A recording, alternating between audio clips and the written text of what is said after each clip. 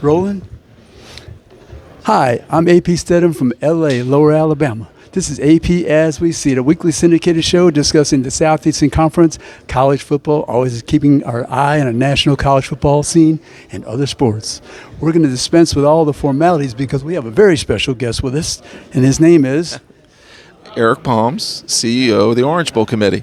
And Eric's our guest this week because they're double hosting, I told them, the quarterfinals of the college football playoffs and then the championship game. Yeah. So what do you like to tell people about those two events? Well, we're in our 92nd year at the Orange Bowl, and the Capital One Orange Bowl is a quarterfinal game this year. It'll be played on January 1 at noon. And that's, a big focus each and every year. Of course, we have all these other events that are part of Orange Bowl, but that's the signature piece. And then on top of that, Miami and South Florida were awarded the 2026 College Football Playoff National Championship game. And the Orange Bowl Committee is leading the host committee efforts. We're not the promoter, the College Football Playoff is, but we make it seamless when they're in South Florida. It's going to be great. Well, the hospitality from South Florida, you can manage. We're waiting for a lot of people, including you. I can't wait to be there. I love visiting South Florida, South Beach, party and beach. That's my two specialties. It's waiting. We want to see you bring your talents to South Beach. That's what I want to see. In college football, the third one. Yeah. But anyway, University of Florida's finest, yeah. Eric is. So, Eric, how did you get started in this business? That's a long, long story, but I will say when I got to the University of Florida, I was a former basketball manager in high school, right. And I had a pretty good friend that was a year behind me that was being recruited, and he didn't go to Florida. They were recruiting me to try to get him, and they ended up with me. But I was a basketball manager at Florida for both undergrad and grad school, and candidly, it changed my life. Obviously it was a rewarding experience, but beyond that, I saw the business side of intercollegiate athletics. I met so many people that helped me and got me started. And so I finished in 1990, so what are we talking about here, 35 years ago? But, obviously in my job, I love each and every school that participates in the Capital One Orange Bowl. But in my heart, Florida basketball has a special place because of what it did for me. 2025 NCAA Division I men's basketball championship. That was pretty sweet. I would tell you that it was a tremendous run. The SEC, wow, I've never seen anything like that. But going back to the 80s, to think they'd win 3 national championships by the year 2025 was inconceivable. Right, yeah. We had some seeds. We had some pretty good teams with Vernon Maxwell and Dwayne Shinsis and Andrew Moden and some other great players. But, what's happened since, particularly with Lon Kruger, Billy Donovan, and now with Todd Golden is tremendous. Yeah, it's outstanding to see Florida as a basketball school. Yeah. And of course, they had the football championships as well. Yeah, they did. Yeah, we had a great opportunity in 2009 when Tim Tebow and the Florida Gators came down and went against that great team from Oklahoma, Bob Stoops, and so that was fun. But listen, college athletics is so colorful, and I'm just blessed to be part of this. I've been at the Orange Bowl for 32 years. 32 years. And this year is going to be unparalleled. Not only do you have college football in our marketplace, but the Florida Panthers, who just won their second Stanley Cup. They're playing the Florida Panthers the day after the Capital One Orange Bowl at the Winter Classic. And then in early March, back at Lone Depot Park is the World Baseball Classic. Then you have the Miami Open. Then you have Formula One. Then you have the World Cup. We have 7 matches. And then we have the NASCAR Championship in November. So our marketplace is thriving this year. But I will tell you, no pun intended, but it's going to kick off on January 1 at the Capital One Orange Bowl. So we're excited. For sure. What do you like to tell people about the traveling and the hotels and some of the other entertainment that's related to the events? Yeah, well, there's 2 windows, so I'll start with the CFP quarterfinal at the Capital One Orange Bowl. As mentioned, it's January 1 at noon.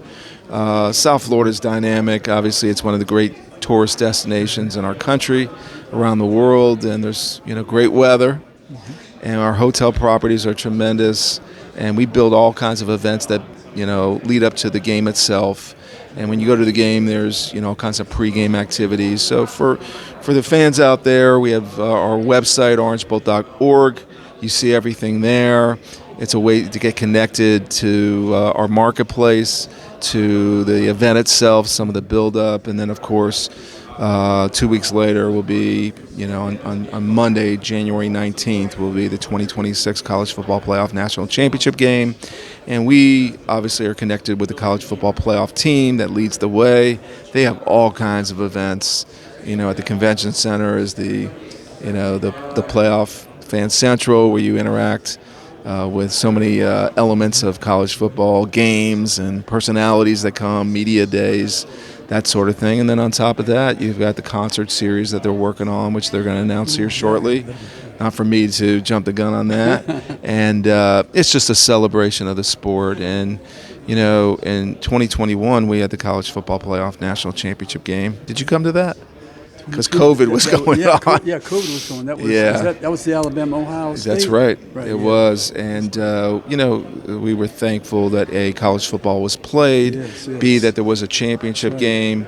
But obviously, under those conditions, it was not the full event for understandable reasons. And now we're excited because this year it's going to be, everything's going to be in play. Yeah, that was a difficult year. That was the best Alabama team I ever saw. I've been watching 50 years overall. I'm going to ask my producer. How much time we have? Because there's 3 minutes left. Okay, thank you, because I can't see. Eric's going to be my timekeeper. I can't see the clock without the glasses here. I can help you, and I can see that, yeah. Okay. But that was the best Alabama team I ever saw overall, offensively. Devontae Smith and Najee Harris and I'll tell you, just being a fan now, not talking from any position I hold, the year before when you were in New Orleans for the national championship game, you saw Joe Burrow against Clemson, and that team was spectacular. And then the next year, Alabama followed it up with one of their perennial teams of all time. And there's so many teams that come through and win championship games, which is not easy to do. But those two certainly stand out. No, Joe Burrow, the best 1 year ever, 60 touchdowns. Who can match that undefeated team? It's spectacular. Yeah. What do we have? About 2 minutes left here. So we got it. I'm going to ask him this question to end up the show, to end up the segment anyway. From your perspective, as part of the Bulls, are you worried about the next series of championship games that they're going to decide by December 1st and that type of thing? Listen, the 6 bowl games that are part of the college football playoff have a tremendous place in the history of postseason college football. You start with the Rose Bowl, the granddaddy of them all, and then you have the Orange and Sugar that started in 1935, Cotton Bowl that came a couple years later, and then the Peach and Fiesta. Just tremendous bowl games. And, the first year was, this past year was the first 12-team playoff model, and it went, fairly well for everybody. And I know the commissioners and the CFP Management Committee are being very thoughtful and deliberate on what's best for the sport. We're cautiously optimistic that we'll have some place in there. They'll determine what that is. But, again, I think, when you look at college football, and you look at, the connection to the past, certainly we have our place. And then you look at the ever-present moment we're in right now, and it's, obviously year 12 of the current 12-year agreement, and we have our place, and we're hopeful that in the next model that will continue. I'm very happy they stuck with the Bulls. I'm very happy they incorporated those, integrated those with the system, Listen, I only can speak for one marketplace, Miami and South Florida, what the Orange Bowl means to our marketplace. The bowl game is obviously the centerpiece, but there's so many other events that are part of that, and what its connectiveness to our history. Miami was founded in 1896, and the bowl game started in 1935. There's nothing that dates, that tenure that the Orange Bowl holds, and it means because we give so much back to our community through outreach programs. So we hope so. Yeah. What time we have? We're done. I think we're about 10 or so. But, hey, Eric, it's always a pleasure to see you. I'm honored to be here, and I'm a big fan of yours, and thank you for all you do for college football and college sports. My pleasure. Yep. We'll be right back after these messages with AP as we see it with another segment. Thank you. Thank you, Eric.